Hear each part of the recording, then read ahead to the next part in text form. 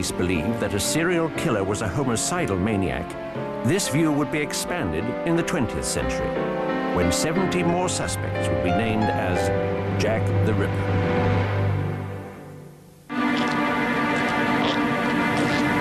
The name Jack the Ripper has come to symbolize terror the world over. Stories about this phantom of death are so compelling that even the great master of the macabre, Alfred Hitchcock, based his very first film on the well-known tale of a lodger, mistakenly thought to be the Ripper. In his film, Jack is called the Avenger.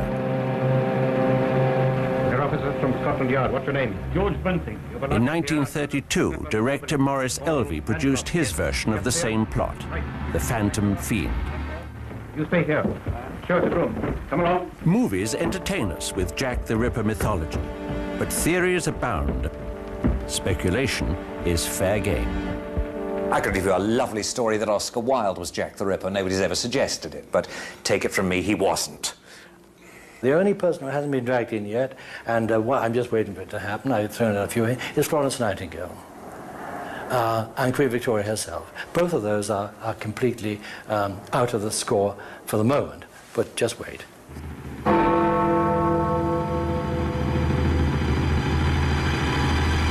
Cream has been put forward as a suspect for Jack the Ripper, although he was in prison in Illinois in the USA at the time of the Ripper murders, which I think writes him off conclusively. The Cream theory originates from the fact that the hangman Billington, whilst on the scaffold hanging Cream, heard the words "I'm Jack the" as the trapdoor was sprung, and then it was cut off by the rope.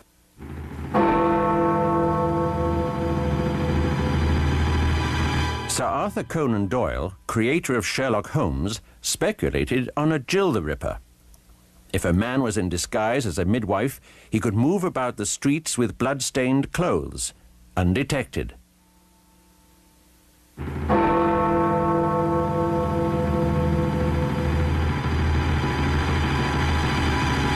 Chapman does remain a plausible suspect. He was, of course, a different sort of killer when apprehended at the turn of the century. He was poisoning wives.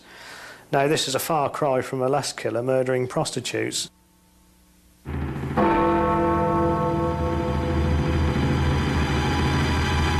If you are fascinated with the mystery of Jack the Ripper, you are a Ripperologist. Using modern FBI profile techniques is one tool this historian used to focus on self-proclaimed Dr. Rosalind Donston as a very plausible Ripper. It started with his wielding a sword when he was 18 years old as a surgeon and soldier in Giuseppe Garibaldi's Italian campaign in 1855. And bit by bit, over a long period, as I managed to find out about his service with Garibaldi, I managed to find out his medical experience, I managed to find out his association with prostitutes, I managed to find that 5 people independently at a later date were pointing to him as the Ripper, or potentially the Ripper. Most important of all, in 1896, W.T. Stead, the former editor of the Pall Mall Gazette that Johnston used to write for, actually in print in his magazine Borderland said that for a whole year I believed him to be the veritable Jack the Ripper. Donston was in the perfect location to perpetrate the murders. He placed himself as a patient in a London hospital, located a few blocks from Bucks Row, scene of the first murder. His actual capacity to become a serial killer died, of course, with his failure in health. He was no longer, after 1889, capable of another cycle of murders.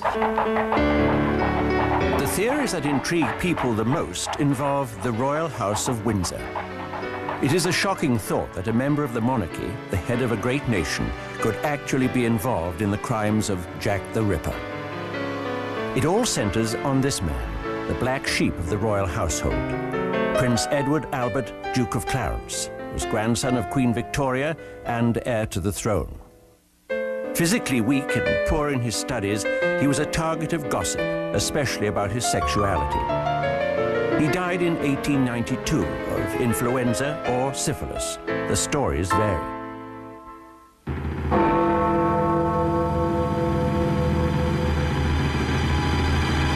The royal theories began in earnest when Sir Thomas Stowell published an article in 1970 stating that Sir William Gull, physician to the Queen, committed the murders with the Prince, who was in the delusionary stage of syphilis and was somehow compelled to slaughter prostitutes. And in that way, you know, leaps and bounds, almost like a fantasy game, the Duke of Clarence was dragged in for the first time. That immediately attracted worldwide attention because anything to do with the royal family sells newspapers. Then, in 1973, a bizarre new twist. The Prince had fathered a daughter with an East End Catholic woman. Gull and Freemasons covered up for the Prince.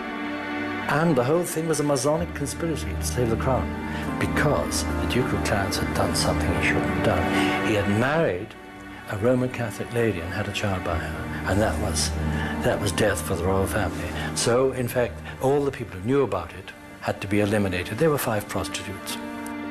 According to that theory, Gull and the Prince rode through Whitechapel in a coach and sought out Mary Kelly and the 4 other prostitutes. They mutilated the bodies and lay them on the street to be found by the police.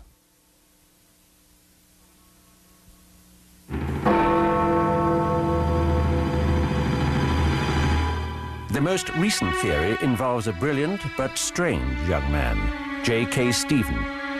He was hired as a tutor for Prince Eddie. The royal family had no idea about that J.K. Stephen was a homosexual and had personal problems. And they developed a very strong relationship between them. Very strong. When the prince became engaged to marry, an infuriated Stephen went on a murderous rampage of prostitutes, with Prince Eddie as his lookout. J.K. Stephen, who I think was Jack the Ripper, was a loner to some extent. But he was more than a lust murder. He really wanted to kill the woman piece by piece.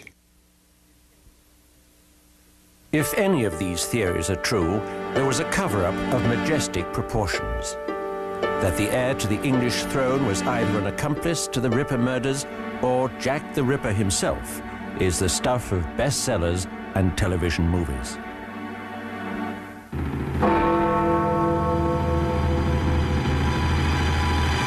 A few years ago, a diary surfaced that has caused much debate and great excitement.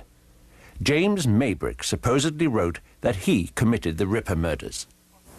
James Maybrick was a Liverpool cotton merchant who died in 1889 and whose wife was convicted on very dubious evidence of having poisoned him.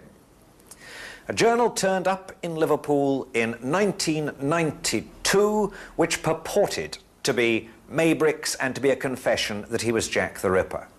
Very few of us believe it. The diary is not in Maybrick's handwriting. There is internal evidence to suggest that it is not a genuine piece of work with knowledge of the murders, and examination of the inks appears likely to show in the long run that it is definitely a modern forgery. He fails in too many ways. He just fails the test. But again, it's one of those tantalizing, every time you hear something new and you hear about a new possibility, you jump at it hoping, you know, this is the one. We're going to find out who he was. I think there is evidence about, but people don't always realise whether they've got, simply because the legends are taken over. The films blur the issue. I mean, I've been astonished at the number of people, for instance, they look at the Michael Caine film, Jack the Ripper, and say, oh, the mystery solved. It's not. I mean, the whole thing, about 99% of it is fiction. But for a lot of people, that's the solution to the case. So, therefore, if they do come across evidence, if they do come across documentation, they're not going to put it forward because they think the mystery has been solved. It hasn't. And that's one of the things we need to sort of get over, that we are still looking for the identity of Jack the Ripper. Nobody really knew what was within him. Nobody knew what he was thinking. Nobody knew his feelings. And at the same time also, he was afraid that he might be discovered, which was one reason as to why he couldn't be found. There is a brand new suspect for Jack the Ripper, the Phantom of Death, who terrorized London more than 100 years ago. He is an Irish-American outlaw who outfoxed Scotland Yard in London and New York. This American was at large in London at the time of the murders. The police were seeking him at the height of the murders. He was arrested after the Miller's Court murder, at which time, of course, the murders ceased. He escaped from England in early December 1888 and got back to America and was never arrested by Scotland Yard, despite the fact that they sent a team of detectives to America to try and catch him. A letter with an undisputed provenance is the source of this new information. The letter in question was written in 1913 by Chief Inspector John Littlechild of Scotland Yard to fellow criminologist George Sims. To Littlechild's mind, he thought that this man could well be Jack the Ripper, and he's American, he's genuine, and we've got documentary evidence of his flight to America. Self-proclaimed Dr. Francis Tumblety is more than likely the subject described by Littlechild. Dr. Francis Tumblety, who was arrested in London 6 weeks ago on suspicion of being the Whitechapel murderer, arrived here by the steamship Britannia on Sunday under an assumed name, Dr. Frank Townsend. Detectives were waiting for him on the dock, and they tailed him to an East 10th Street lodging house. It is not known exactly when the doctor eluded his watchers. His landlady found his room empty. A half-open valise on the chair and a big pair of English cavalry boots were all that remained to tell the story of Dr. Tumblety's flight.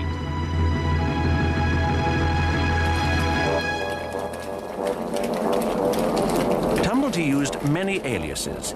He may well have chosen the name Blackburn to purposely align himself with an infamous Dr. Luke Blackburn, a staunch Confederate and instigator of nefarious plots during the time of the Civil War. Dr. Tumblety, alias Blackburn, the person who was arrested in London a week ago as Jack the Ripper, was a well-known character in Brooklyn many years ago. In the 60s, he used to walk down the street in his uniform, accompanied by a big dog.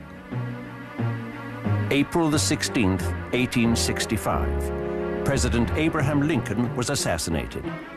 Tumblety, possibly mistaken as the infamous Confederate Dr. Luke Blackburn, was arrested. This was the report Colonel Baker gave Washington about their prisoner. All his papers were examined. He has gained an extensive notoriety as an impostor and quack, but nothing was found in them lending to implicate him with the assassination. Within a few weeks, he was released. Washington, D.C., May 26, 1865. To the Honorable E.M. Stanton, Secretary of War. Sir, I have the honor to recommend the release from custody of F. Tumblety, prisoner now at the Old Capitol. Very respectfully yours, H.G. Burnett, Provost, Colonel, and Judge Advocate. Tumblety wrote in one of his 3 published books, "I am the most well-known person in the entire city of Washington."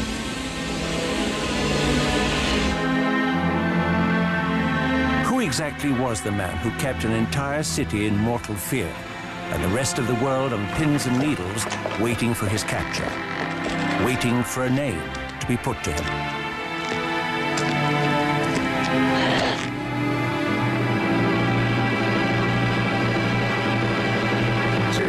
Certainly as old as human society is. When you have a form of behavior that is so connected to the intimate details of childhood and family upbringing, so for as long as there have been children and families, there have probably been these kind of characters.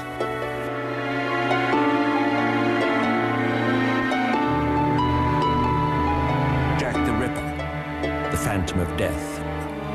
We don't really know who he was. We may never know, but we will speculate and wonder for another 100 years.